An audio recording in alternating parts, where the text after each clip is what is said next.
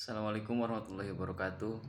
Perkenalkan, nama saya Gustiana Mulyono, NPM 2235022124. Saya dari kelas C, jurusan Ilmu Politik angkatan 2022. Di sini saya akan sedikit mengulas mengenai perbandingan politik antara sistem politik atau pemerintahan yang dianut oleh Indonesia dan dengan Arab Saudi. Nah, tugas video ini adalah salah satu tugas untuk memenuhi tugas UTS mata kuliah perbandingan politik yang diampu oleh Ibu Nisa Khairunisa.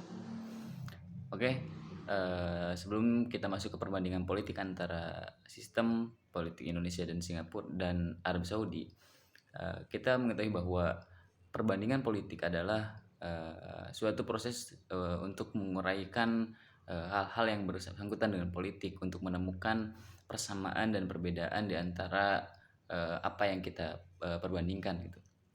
Ya, dalam konteks ini saya akan sedikit membahas mengenai perbandingan antara sistem pemerintahan Indonesia dan Arab Saudi. Nah, kita mengetahui bersama bahwa Indonesia menganut sistem politik demokrasi dalam pemerintahannya. Kemudian Arab Saudi menerapkan sistem pemerintahan monarki. Nah, saya akan sedikit membahas mengenai pertama, sistem demokrasi yang diatur oleh Indonesia. Kita mengetahui bersama bahwa sistem demokrasi ini adalah sistem yang mengutamakan kedaulatan rakyat, sebagaimana yang disampaikan oleh Dr. Andes Muhammad Hatta dalam bukunya Demokrasi Kita, bahwa demokrasi adalah suatu sistem yang mengutamakan kedaulatan rakyat. Artinya, keputusan tertinggi ada di tangan rakyat. Nah, ketika misalnya suatu negara ataupun Indonesia menganut sistem ini, maka aspirasi rakyat, suara rakyat akan lebih tersampaikan dan teraspirasikan dan direpresentasikan oleh para pemangku kebijakan.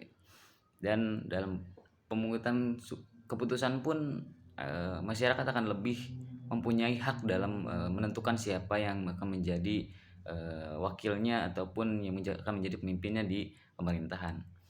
Nah, mungkin ada sedikit kekurangan dari sistem demokrasi ini, bahkan beberapa filosof terdahulu seperti Plato, kemudian Socrates pun menyebutkan bahwa demokrasi adalah salah satu sistem yang kurang baik, karena memang di dalamnya pasti banyak hal-hal yang menimbulkan kontroversi ketika misalnya akan menciptakan suatu kebijakan. Karena dalam konteks demokrasi itu pasti ada musyawarah, kemudian dalam musyawarah banyak pikiran, banyak pemikiran, pemahaman, perspektif, dan di sana pasti bahkan banyak membuang waktu, kemudian pertengkaran. Itu yang tidak diharapkan oleh Socrates.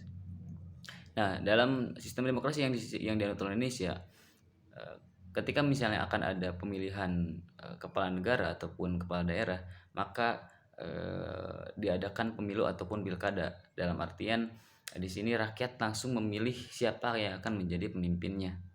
Nah, itu salah satu kelebihan dari sistem demokrasi, yang mana rakyat memang mempunyai kewenangan lebih untuk memilih siapa yang akan menjadi pemimpinnya. Dan di sini dalam konteks demokrasi ini, para pemimpin, para pejabat adalah pelayan bagi rakyatnya. Nah, itu sistem demokrasi yang dianut oleh Indonesia.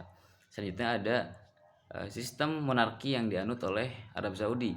Nah, monarki ini adalah sistem kalau bisa dikatakan bahwa monarki ini adalah sistem kerajaan, yang mana dalam pemerintahannya siapa yang menjadi kepala pemerintahan, kemudian siapa yang menjadi kepala negara, kemudian kepala daerah, itu ditentukan secara turun-menurun dari keluarga kerajaan.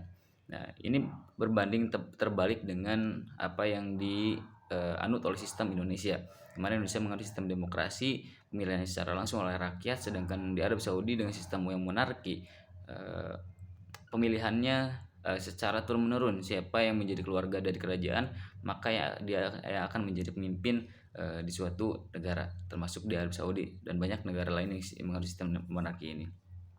Nah, kekurangan dari sistem monarki ini, masyarakat mungkin kurang dalam pengambilan keputusan, termasuk keputusan siapa yang akan menjadi pemimpinnya, kemudian aspirasi pun akan sedikit kurang teraspirasikan oleh pemerintahannya, karena kesannya ketika misalnya suatu negara menganut sistem monarki, maka otomatis mereka si pemerintahannya itu akan lebih condong pada diktatoris, berbeda dengan negara yang menganut sistem demokrasi.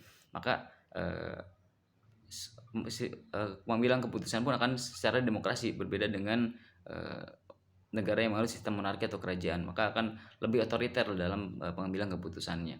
Ini tentunya berkebalikan ya antara Indonesia dan dengan Arab Saudi. Indonesia menganut sistem demokrasi, kemudian Arab Saudi menganut sistem monarki. Nah, kesimpulannya, apapun yang menjadi sistem pemerintahan ataupun sistem politik yang dianut oleh sebuah negara, itu tergantung dari kultur masing-masing dari negara itu tersendiri. Mau dalam konteks apapun, ketika misalnya dalam suatu negara ada sistem yang memang relevan bagi negara tersebut sesuai dengan kulturnya, belum tentu sistem tersebut bisa diterapkan juga atau relevan bagi negara-negara lain. Intinya sistem pemerintahan ataupun sistem politik yang dianut oleh suatu negara itu kembali kepada kultur dan atau budaya dari negara itu tersendiri. Cukup sekian video dari saya. Mohon maaf bila banyak kesalahan. Assalamualaikum warahmatullahi wabarakatuh.